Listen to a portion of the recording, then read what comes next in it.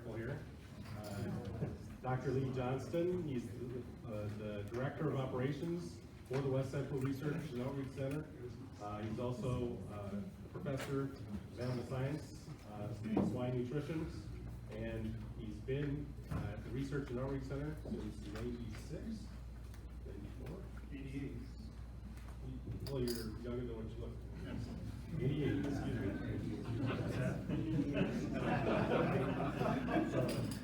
Thank you very much. You're older than you get to look. I got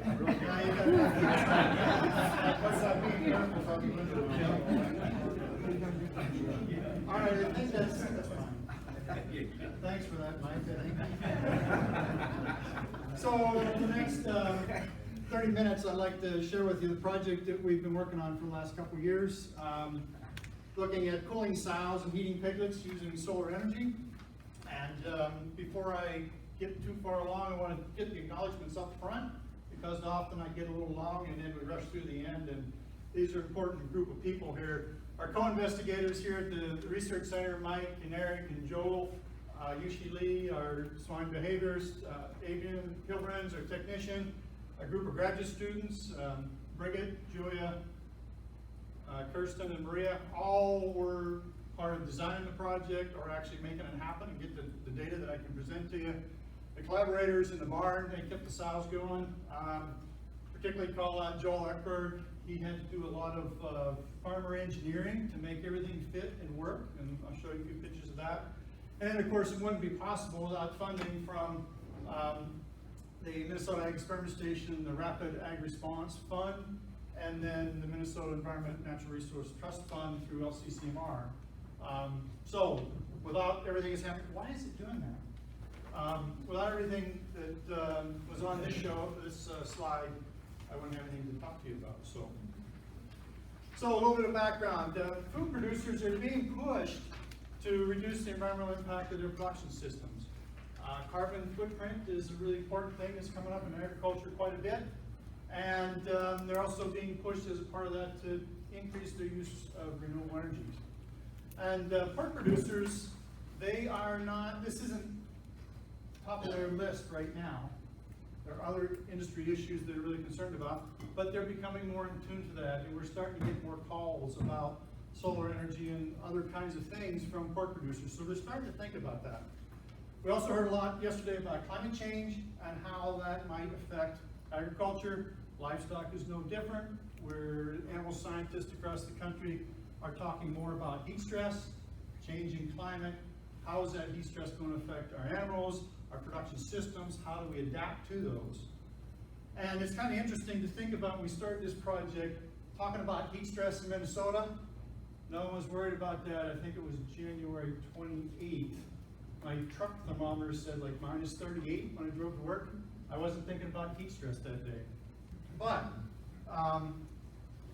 heat stress is an important thing in Minnesota in the swine industry, because we are set up, our production facilities are set up for cold. We have more months of cold than we do have heat, and so during the summer, our swine systems do suffer heat stress quite often. So we thought that might be a wise thing to investigate in this project. Some of the effects of heat stress on lactating sows, they decrease feed intake. That results in decrease in milk production, which tends to drive down the size of the pigs, weight of the pigs at weaning. Seasonal infertility occurs, delays or returns, a failure to return to heat. So we have trouble getting them pregnant again. They have low ovulation rates, which impacts litter size. Embryo development might be compromised. Again, impacts litter size in a negative way. It gets real hot, we have an increase in sow mortality. That's a welfare concern, that's a cost concern. Steve Pullman, who worked with Smithfield Foods, the largest pork producing system in the world, estimated that about $450 million a year in cost due to heat stress in the swine industry in the U.S. So it's a big concern. So what can we do about that? There's a variety of ways to combat heat stress in the swine industry. Nutritionally, we can increase energy density of the diet, so every bite of feed that sow eats, she gets more calories in it. That's a good thing. We can adjust the amino acid balance of the diet so that she doesn't get any excess amino acid. That tends to drive down the heat of digestion, decreasing heat stress. We can do some things with wet feeding. We can change our feeder management. If we're in a hand feeding situation, feed late at night, early in the morning. When it's cool, sows are more likely to eat. Environmentally, we can use drip coolers. So this is the idea that we just use a thermostat and control water that just drips on the sow's neck. Say 3 minutes out of a half hour or something like that. Get her wet, let the evaporative heat cool the sow.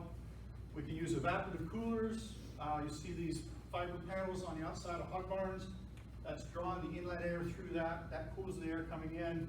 Snout coolers, blowing just air around their heads, helps them dissipate heat. Of course, we can air condition the barn. Not practical, except if maybe we're in a boar stud where we have really high value animals producing a lot of sperm and semen. It's worth it to air condition that barn. But most production facilities, that doesn't work. Another thing you can think about is drinking water temperature. I was working on a project a few years ago and doing some literature searching on water needs for pigs and preparing for a talk. And I ran across these data. A group of Koreans looked at the temperature, effective water temperature on sow performance. And basically they looked at turn this on. They looked at 72 degrees water, 60 degrees, or 50 degree water. And as the water got cooler, it increased water intake of the sows. When it got to 60 degrees, cooling it further didn't really make any more improvements.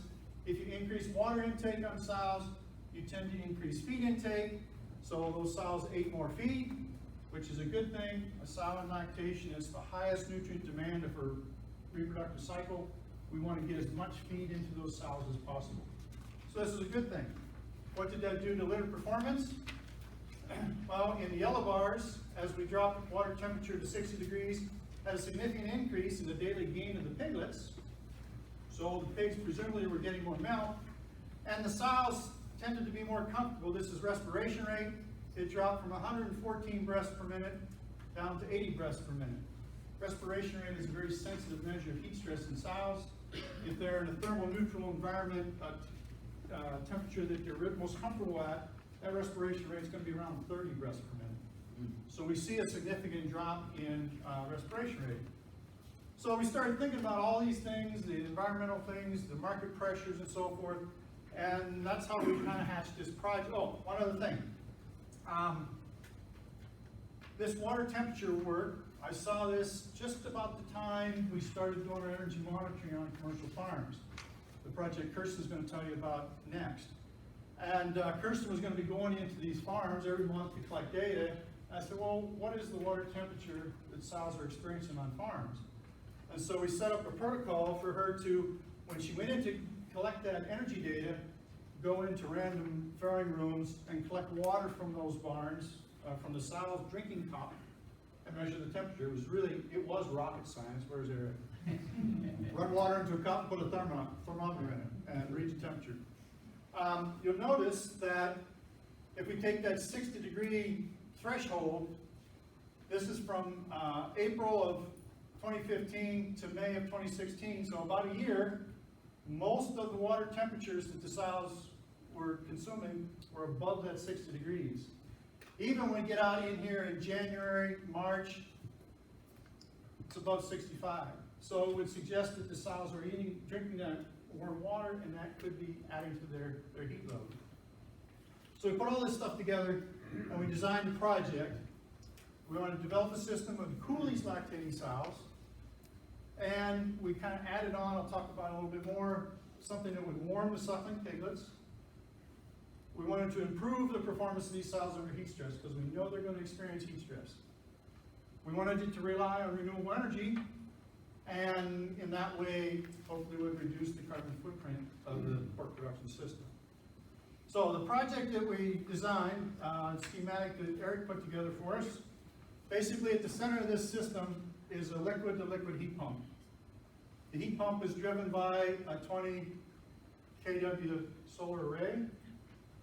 The heat pump cools water. The water circulates in the floor under the sow, the lactating sow. It comes back from the sow to the heat pump. Of course, it's warmer. The heat pump cools the water again. Now we have some excess heat. The excess heat gets moved to a different loop that circulates through pads under the piglets in the creep area. So we're basically taking the heat from the sow and moving it over to the piglet creep area. In addition to that, we had a second loop for this whole drinking water thing. Well, while we're cooling the water for sows to go into the sows, why can't we cool the water that the sow is going to drink? So we had another loop that cooled the water for the sows that they actually consume on a daily basis. So the idea was that we would cool the sow from the outside, laying on a cool floor, and we could cool her from the inside with the cool water she drank. So a little bit of the system. Here's the solar array, ground mount, 20 kW system, kind of south and east of the farrowing barn. In the corner of the barn, we'll see this in the tour this afternoon. We have the heat pump. We have some buffer tanks to buffer the water and temperature flow. Do we know how to turn that off? Yeah. And then a lot of circulating pumps that keep that water moving. It's okay.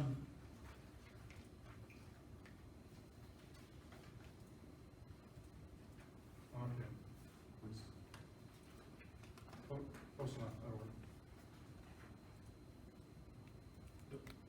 Sorry about that. You want to go through these again?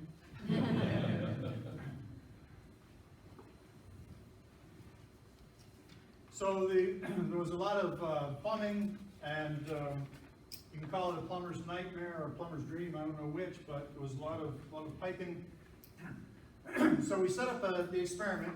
We have 2 identical mirror image rooms in our farrowing barn. Each room has 16 farrowing stalls. And in the west room, we called that the control, and that was just our normal production system without any cooling. The east room was the cooled room, the solar cooling room. The floor plates, we tried to chill them to about 70 degrees Fahrenheit. Sent water out to them to keep that cool. The drinking water, we were shooting for 55 degrees Fahrenheit. And in both rooms, I'll talk about a little bit more why in a minute, but we set the temperature at 85 degrees during the day and 75 degrees during the night. So we ran furnaces in the summer to make sure we had heat stress. I'll explain that in a minute, why we did that. Oh, another thing I wanted to show you here, for those of you that aren't real familiar with a farrowing facility, this is a bird's eye view of a farrowing stall. In the middle portion is where the sow stands, and her feed and water are here at her head, and her dining and urine is back here. And on the sides is what we call the creep area. That's the area where the piglets can get away from the sow, and so they don't get crushed. And we can heat that area to keep the piglets warm, because at birth they require about 90 degrees Fahrenheit, and the sow's most comfortable about 60 degrees Fahrenheit. So we have 2 very drastically different environments this far away from each other. And so it's a real challenge for... I'm the 60 degree.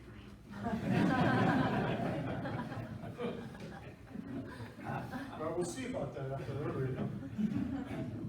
So a real challenge for pork producers. The floors that we inserted, it's a Dutch floor from a Nuyens manufacturing out of the Netherlands. And basically it's a cast iron floor with this circulating loop underneath. So that's how we run the cool water, and that cools the floor that the sow lays on, is this area here. Here's a picture of the floors inserted. Here's the Nuyens floor I just showed you. We had to buy another section and cut off to make it match our existing floors. That's where Joel Eckberg came into the picture. He made it all work and kept it from the sows falling into the pit below. Here's an example of the floor kind of tilted up so you can see how it laid in there. The other treatment that we had, we thought about, since we were cooling these sows and we're harvesting heat from the sows. Let's just have an add-on and move that heat over to the piglets. So we approached the Rapid Ag Response Fund and said, we've got, LCCMR has given us money to invest in all this other stuff. Let's leverage that investment and add some more money to put into piglet creep heating. And they agreed. And so we have three comparisons.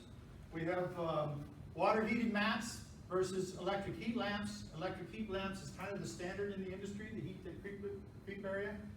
We compared water heated mats versus electric heat pads. And then we did the other comparison, electric heat pads versus electric heat lamps. So here's an example of the water heated pads. You can't see very well. There's some water lines that come in to circulate water through there. Here's an example of the heat lamp. So it's a 125 watt infrared lamp right over top of the pigs, kind of like you go to a restaurant and the French fries are laying up there under the lamp, same kind of thing. And then here is the electric heat mat that covered the same area as the water heated mats.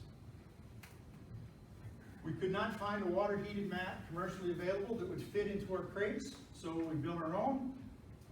Pretty much this is Eric's design, took it down to Tommy Lesmeister in town, said here's what we want, weld them up, and he did. And after we worked through some few kinks and so forth, we had something that we could test. We collect a ton of data, and that's where the graduate students came into this quite a bit. We have pig and sow performance on 3 farrowing groups, body temperature of the sow, respiration rates of the sows.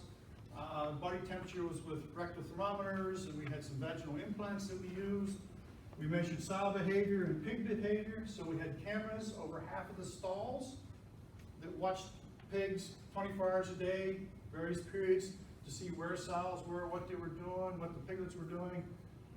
System performance in terms of water temperatures, electrical usage, the electricity production on the solar panels, and then room conditions, temperatures, gas concentrations, and so forth.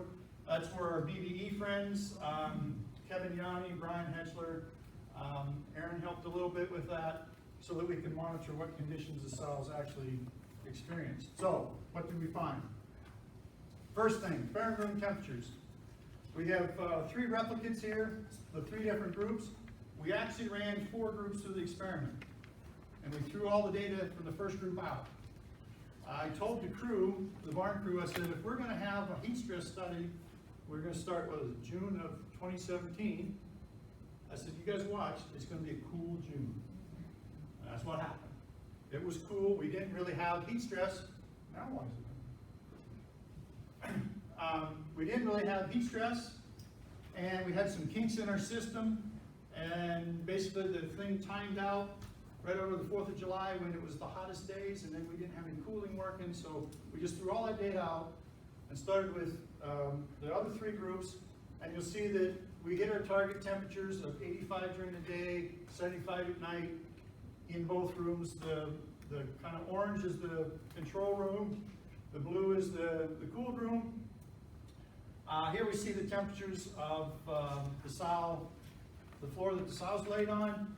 And again, we see some spread in temperatures. The orange line is the control room that was not cooled. Sows that had the cool floors, so those temperatures were different. I think if I'm right, Eric can correct me, but the water coming back after it's been through the sows was about 3 to 5 degrees warmer than the temperature of the water going out, so we did harvest heat from those sows. I put this picture in because I think those thermal images are really cool. Plus, it demonstrates, here's the piglet obviously, and here's the sow cooling floor, and this scale here tells you the colors and the temperature. So this bluish purple is down around 70 degrees, and as you get higher, this obviously is getting warmer. So we were able to achieve the treatments that we set out to achieve. Temperature of the drinking water, same thing. The cool water ran about 60 degrees. We measured that pretty regularly. And the non-cool room was quite a bit hotter. So again, we achieved our objectives. What did that do to the sows? The sows were more comfortable with the cooling. respiration rates dropped from 90 in the non-cooled room to about 60 breaths per minute in the cooled room.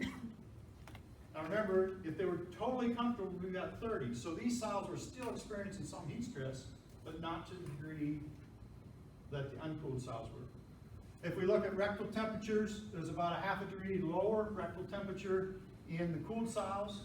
Half a degree doesn't sound like much, but that's a big deal in body temperature, that much of a move. Both these differences were statistically significant in the experiment.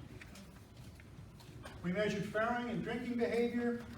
The idea here was that the sows were cooler, maybe their farrowing duration would be shorter, they would move along in the farrowing process a little faster, and we have protracted duration of farrowing, we end up having higher stillbirth rates, and that's obviously a bad thing.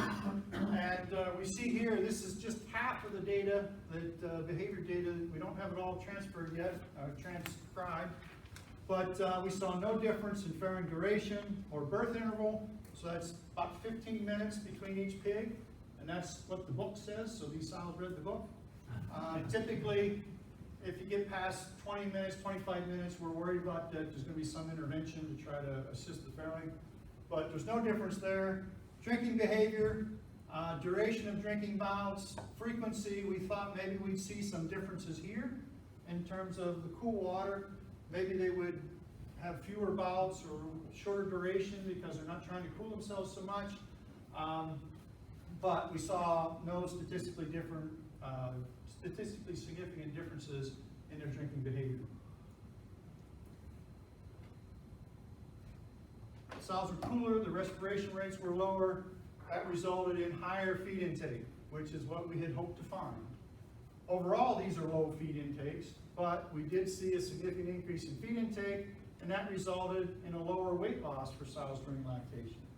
The idea, we get more feed into sows, they should milk better, have heavier pigs at weaning, things are good. Lower weight loss, those sows will tend to breed back quicker and be higher fertility rate, and so those things are in the right direction. We look at litter performance, absolutely no difference. Number of pigs born live, no difference between treatments. Number weaned, no difference. Piglet weaning weight, that about a half a pound heavier pig in the cooled room. That's a benefit, but statistically we couldn't say that they were different. And at that weight of pig, it's probably not a real big deal in a production system. So the bottom line relative to sow performance is we did make the sows more comfortable. They were cooler, but it didn't result in better performance. In other words, for the hog farmer, there's not something that's going to pay the bill. There's not extra stuff to sell. So, if we look at some of the energy performance stuff, here we have in the yellow curve behind here, that's the solar production over this first farrowing group, D2 2017, we compared water heated mats versus electric heat lamps. Solar production was about 95 kilowatt hours per day. The control room, the one without any cooling, used about 35 kilowatt hours per day, so that's this line. And the cool room used about 93 kilowatt hours per day. So the cooled room used more electricity than the uncooled room. Well, maybe that was a fluke, right? Next group, water heat mats versus electric heat pads. If I hadn't changed the title, it probably looks a lot the same, right? Solar production about 86 kilowatt hours per day. The cool room used 71. The control room used about 20. The cool room used more electricity in this second group. Third group, we don't have the solar production data because some glitch in the system, and I don't know, somebody put a knot in the cord before dumping solar panels to us. But we don't have those data, but we do have the electricity use in the two rooms, same pattern. So in other words, using all that cooling equipment, we used more power than we did if we wouldn't have, but the solar panels covered that amount of power. Interesting, the reason they used so much electricity in the cool room, we had all those circulating pumps going all the time. Circulate water into sows. the drinking water, we kept that circulating so that it wouldn't get stagnant and get hot as it laid in the lines, and so that used a lot of electricity. Larry Jacobson, who did a study several years ago over at Big Stone Colony, they had a geothermal system that they were studying in a finishing barn and a sow barn, and they found the same thing. They got a lot of cooling in the rooms by using a geothermal system, but the electricity to keep that water circulating that really ate up most of the benefits they had from cooling.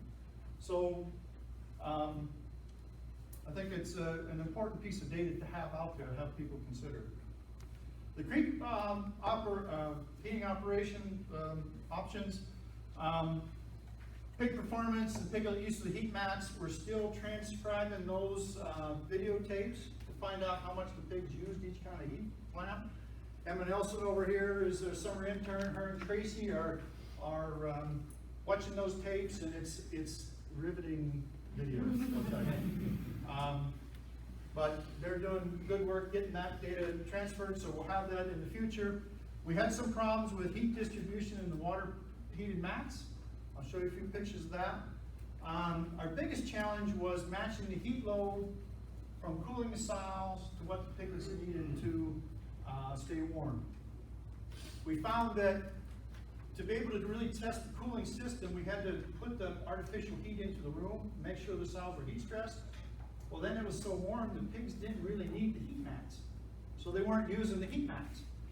Well, then did we really test the heat mats? So then we ran a few other studies, groups in the wintertime, where we didn't cool the sows, but we ran the heat mats, the water heated mat, but then we didn't have a source of heat for the water heated mats. So we did kind of a jerry-rig thing and ran some furnaces in the barn and created heat to be able to test that. So getting those two loads matched was kind of a challenge. The engineers, AKF, that helped design, or did design the system with Eric, considered that, but we didn't get that part quite right. So something else to think about. Some more thermographs of the water heated mats, based on calling this a success. Pretty uniform in terms of the heat signature of the water pad. The piglets laying up on the pad, things look pretty good. And then we have some that didn't work so good.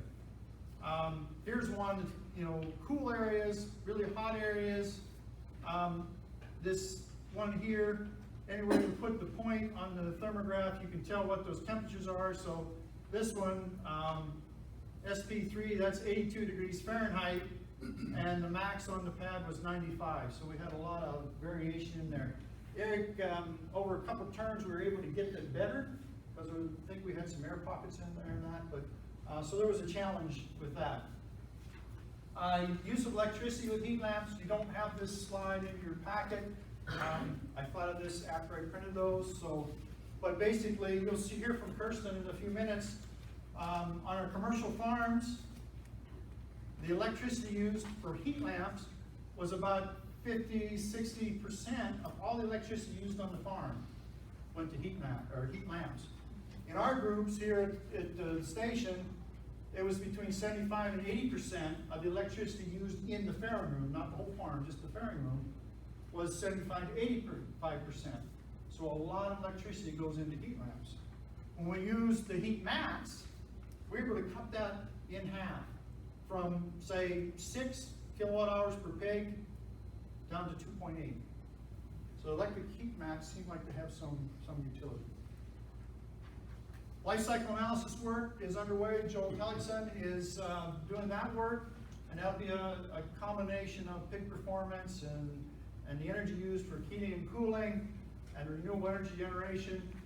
We've kind of done a back of a napkin kind of calculation. The fact that we didn't get heavier pigs or more pigs, the carbon footprint is not going to look that great for the cooling part of it, because we didn't have any extra product to sell. But Joel will get that fine-tuned, and that's the kind of last step of this project. So conclusions, we were able to make sows more comfortable, but cooling did not increase weight gain or size of the litter. We had some challenges matching the heating and cooling loads for sows and piglets. Cooling in the system we used a lot of electricity, 2.5 times more in the cool room versus the control room, but the solar panels covered that extra electricity. Electric heat mats seem like they'll reduce electric use, and stay tuned for the LCA work. Joel's cranking on that. So I think with that, I'm done. Minute or two for questions? Hey Lee, did you follow up with subsequent production and color rate on those sows? We have the data. I've not got pulled together. It's not, we had one, Adrian keeps asking me that question. We have a couple groups where I may have overdone things a little bit. The conception rate after these groups was not good across the groups. And we hit them hard with the heat stress. And we did a lot of work thinking, what's going on here? How's come our conception rates fell off so bad? And the crew was saying, well, you know, you heat stressed them really bad. And I said, yeah, but I don't know. And once we got through those groups of sows and got back to normal, then our conception rates jumped back. I was thinking, they weren't necessarily, but I was thinking there was some kind of disease thing going on, and we did some diagnostics, but I need to summarize that, but looking at it, I don't think it was gonna be different between the two treatments. That's just my ocular statistics. That's high-tech eyeball on it. But we'll have that data and we'll get that summarized. You would think with that change in respiration, feed intake, and weight loss, that would be potential to gain a lot of that cost back. But It would gain some back, but I don't think it's gonna be enough to say the system is right. The next step that I'd like to do is not do the floor cooling and just run the cooled water, because that's a little more practical in an existing farm. They can do that, and maybe we can quantify the benefits that way, get some benefit. So is there literature on how, like, you know, when a human goes through periods of stress like that, you're more susceptible for injury, disease, all sorts of things like that? Is there, sort of along the same line, is there benefit to the reduced costs for antibiotics or other treatments because those sows are just overall happier and healthier?